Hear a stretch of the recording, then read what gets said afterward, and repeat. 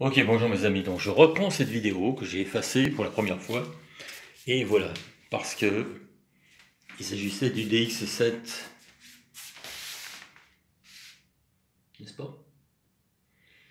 Et là vous avez ce qu'on appelle les fameux algorithmes,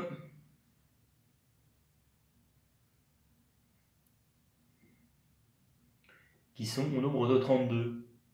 Alors vous ne fiez pas à ça, ça c'était simplement un schéma de générateur d'enveloppe, tout à fait simple. 32 algorithmes.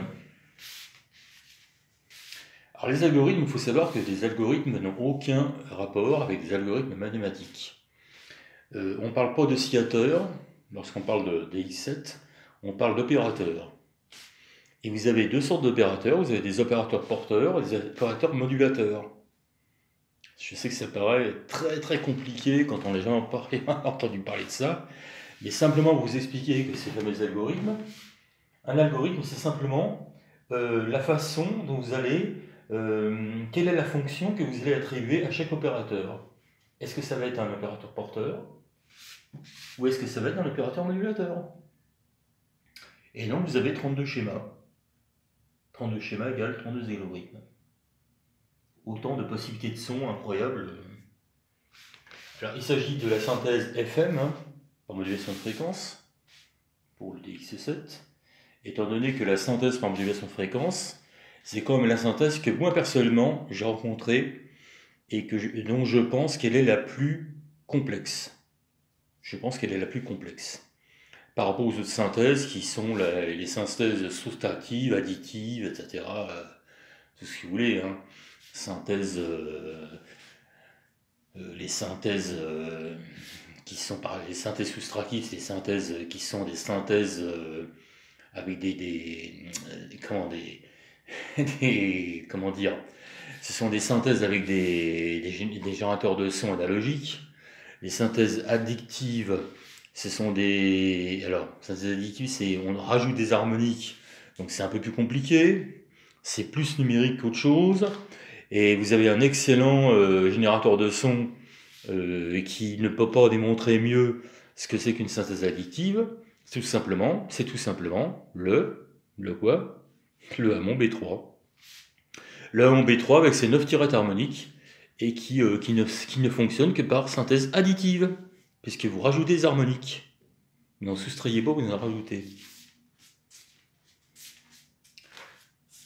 Donc voilà, c'est simplement le petit truc que je voulais vous dire au sujet de ce DX. Parce que ce DX, c'était une... Voilà, moi quand je l'ai acheté d'occasion. On m'a donné le mode d'emploi, qui est un mode d'emploi en américain. Il a fallu que je me débrouille avec ça. Il a fallu quand même que je sache ce que c'est déjà qu'une synthèse par modulation de fréquence, qui n'est pas évident. On module un son par un autre. On module un son par un autre pour avoir un timbre différent. Bon, voilà. C'est une synthèse qui a été découverte par un ingénieur américain qui s'appelle Des Smith, lequel ingénieur, Des Smith, est également l'inventeur de la norme MIDI, qui permet de raccorder n'importe quel synthétiseur à n'importe quel ordinateur, à n'importe quel générateur de son, à n'importe quel clavier maître, etc. etc. Vous pouvez tout raccorder à tout. Tout. Donc vous pouvez tout synchroniser. Tout est parfaitement synchronisé. C'est une norme en fait qui est... non seulement c'est une norme qui permet de synchroniser tout à tout, mais en plus c'est une norme qui est une norme internationale. Vous pouvez acheter à partir du moment où votre appareil est MIDI, vous pouvez le raccorder à n'importe quel autre appareil MIDI. Il n'y a aucun problème. Voilà, ça c'est la première chose que je voulais vous dire. Petite précision. Pour la suite de mon matériel, ce sera pour plus tard. Je vais essayer un petit peu voilà, faire un petit peu de suspense. Je vais pas faire ça tout de suite. Merci en tout cas, et à plus et à très bientôt.